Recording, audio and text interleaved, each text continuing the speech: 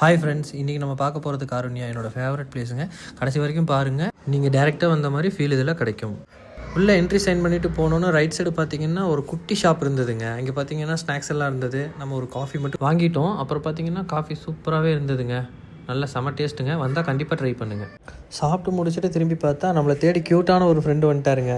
சரின்னு சொல்லிவிட்டு அவருக்கு ஒரு குட்டே பிஸ்கெட்டை வாங்கிட்டு போட்டோங்க. அவர் பார்த்துட்டே இருந்தார்.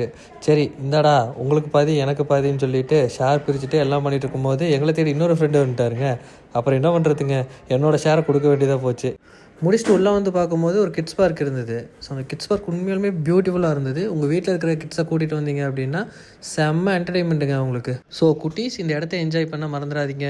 கிட்ஸ் பார்க்குக்கு லெஃப்ட் சைடு பார்த்தீங்க அப்படின்னா ஒரு கேண்டீன் இருந்தது. அங்கே வந்து பார்த்தீங்கன்னா இப்போ நீங்கள் வீட்டிலேருந்து கொண்டு வரீங்க அப்படின்னா அங்கே உட்காந்து கூட நீங்கள் ஃபேமிலியாக சாப்பிட்டுக்கலாம். ஆர் நீங்கள் ஏதாவது வேணும் அப்படின்னா கூட இங்கேயே ஸ்நாக்ஸு சாப்பாடு எல்லாமே விற்கிறாங்க. இங்கே வேணுனாலும் நீங்கள் வாங்கி சாப்பிட்டுக்கலாம். வந்தாச்சு, ஸ்நாக்ஸ் சாப்பிட்டாச்சு, கேம்ஸை பார்த்தாச்சு. வாங்க உள்ளே போய் பார்ப்போம் எப்படி இருக்குன்னு. உள்ளே இதுதான் என்ட்ரன்ஸு. ஸோ உள்ளே போனோன்னே ரைட் சைடில் பார்த்தீங்க அப்படின்னா நமக்கு ஒரு ஷாப் இருக்குது. அதை வந்து நம்ம வரும்போது பார்க்கலாம் எப்படி இருக்குன்னு. அப்படியே உள்ளே போனோம் அப்படின்னா நம்மளுக்கு என்ட்ரன்ஸ் வருங்க. பார்த்தீங்களா எவ்வளோ க்ரீனரியாக இருக்குது அப்படின்னு சொல்லிட்டு.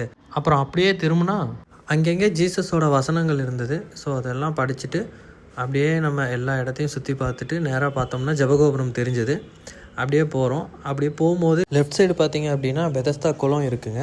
ஸோ இந்த இடம் வந்து உண்மையாலுமே பியூட்டிஃபுல் பிளேஸ். ஸோ உள்ளே போய் பார்க்கலாம் எப்படி இருக்குதுன்னு சொல்லிட்டு. இங்கே பாருங்களேன் எவ்வளோ அழகாக இருக்குது. இதுதான் பெதஸ்தா குளம். நம்ம போயிருந்த அன்னைக்குன்னு பார்த்தீங்கன்னா மெயின்டெனன்ஸ் ஒர்க்கு, க்ளீனிங் ஒர்க்கு அன்றைக்கி எல்லாமே நடந்துகிட்டு இருந்தது. அதனால் அங்கங்கே ஒர்க் பண்ணிகிட்டு இருந்தாங்க. அப்புறம் இந்த பெதஸ்தா குளத்தில் வந்து ஒரு ஸ்பெஷாலிட்டி இருக்குங்க. அது என்னென்னா எல்லாருக்கும் உண்டான ஒரு நம்பிக்கை. நம்ம மனசில் ஒன்று ப்ரே பண்ணிவிட்டு காயின் போட்டோம் அப்படின்னா நம்ம மனசில் வேண்டியது நடக்கும். அந்த நம்பிக்கை எனக்கும் இருக்குங்க. அதனால் நானும் ப்ரே பண்ணிவிட்டு ஒரு காயினை போட்டு நெக்ஸ்ட் அப்படியே உள்ளே கிளம்பியாச்சு. அடுத்து நம்ம பார்க்க போகிறது ரொம்பவே முக்கியமான ஒரு இடங்க. அந்த இடம் என்னன்னு பார்த்தீங்க அப்படின்னா ஸோ ஜீசஸோட 7 சிலுவை காட்சிகள்னு சொல்லி, அதாவது ஒரு ஸ்டார்டிங்லேருந்து இயேசு சிலுவை அறையிற வரைக்கும் அரைஞ்சு அவர் மறுபடியும் உயிர்த்தெழுந்து இருக்கிற வரைக்கும் உள்ள அத்தனையுமே இங்கே தத்ரூபமாக வச்சுருப்பாங்க. அந்த இடம் பார்க்க ரொம்பவே அழகாக இருக்கும். அதுக்குள்ளே இப்போ என்ட்ரன்ஸில் தான் நம்ம போயிட்டுருக்கோம். உள்ளே போனோன்னு லெஃப்ட்டில் தெரியுது பாருங்களேன் ஃபஸ்ட்டு சீன் வந்து என்னன்னு பார்த்தீங்க அப்படின்னா கெத்செமனே தோட்டத்தில் இயேசு வந்து அனுபவித்த வேதனையும் மனுஷருக்காக அவர் வந்து எவ்வளோ கஷ்டத்தை வந்து அவர் அன்போடு ஏற்றுக்கொண்டார் என்பதையும் வந்து காட்டுற இடங்க. அவர் வந்து நம்ம துன்பத்தை வந்து கஷ்டத்தை அனுபவித்து நமக்காக வந்து எவ்வளோ வந்து தியாகம் பண்ணியிருக்காரு அப்படிங்கிறத காமிக்குது. அடுத்த இடம் பார்த்தீங்க அப்படின்னா ஸோ யூதாஸ் வந்து காட்டி கொடுத்தல். இதெல்லாம் வந்து பார்த்தீங்க அப்படின்னா ஒவ்வொரு இடத்துலையும் வந்து ஒரு ஸ்க்ரீன் வச்சுருக்காங்க.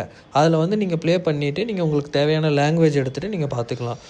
இப்போ நம்ம 2 பார்த்துட்டோம். இந்த மாதிரி ஒவ்வொரு இடத்துலையும் வந்து ஸ்க்ரீன் இருக்குது. அப்புறம் போகிற வழியிலையும் பார்த்தீங்க அப்படின்னா உட்காந்துக்கிறக்கு இடம், கொஞ்சம் ரிலாக்ஸ் ஆகிட்டு ஸ்பெண்ட் பண்ணிவிட்டு வீட்டில் ஃபேமிலி எல்லாத்தையும் பேசிட்டு போகிறக்கும் இடங்கள் ஒவ்வொரு இடத்துலையும் வச்சுருக்காங்க. இங்கே பார்த்தீங்கன்னா இயேசுவை வந்து வாரினால் அடைக்கிறது. ஸோ அவங்க வந்து எப்படி அடித்தாங்க, எந்த மாதிரி வந்து துன்புறுத்தினாங்க அப்படிங்கிற இடம். 4வது பார்த்தீங்க அப்படின்னா இயேசுவை வந்து சிலுவையில் ஒப்பு கொடுத்தாங்க. அந்த ஒப்பு கொடுக்குற காட்சியை வந்து அவ்வளோ தத்ரூபமாக வச்சுருந்தாங்க.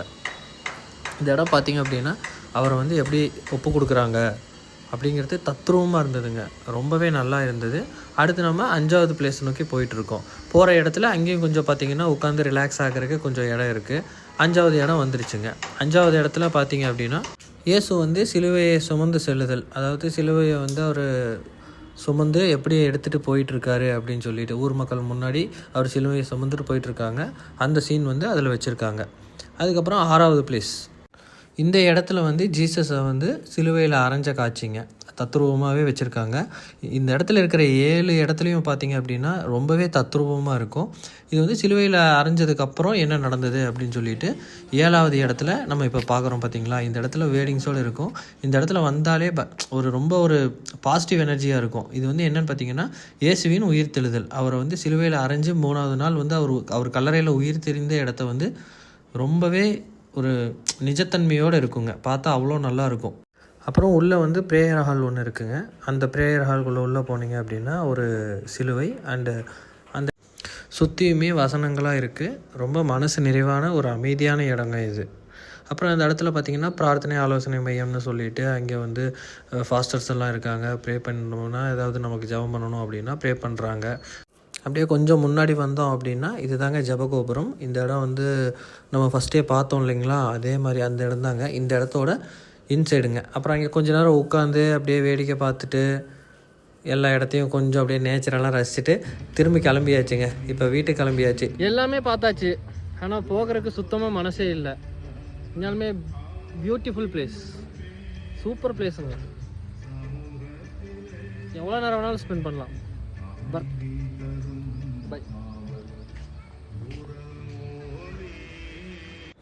ஃபஸ்ட்டு சொன்ன ஷாப் இதுதாங்க. ஸோ எல்லாமே நல்லா இருந்தது, நல்லா ஐட்டம்ஸ் நிறையா இருந்தது, பர்ச்சேஸ் பண்ணோம். நீங்கள் யாராவது இந்த இடம் வந்திருந்தீங்கன்னா எப்படி இருந்ததுன்னு சொல்லி உங்கள் எக்ஸ்பீரியன்ஸ் சொல்லுங்கள். கோயம்புத்தூரில் நெக்ஸ்ட்டு 1 டே ட்ரிப் எங்கே போகணும்னு சொல்லுங்கள், நான் உங்களை கூட்டிகிட்டு போகிறேன். Tata bye bye.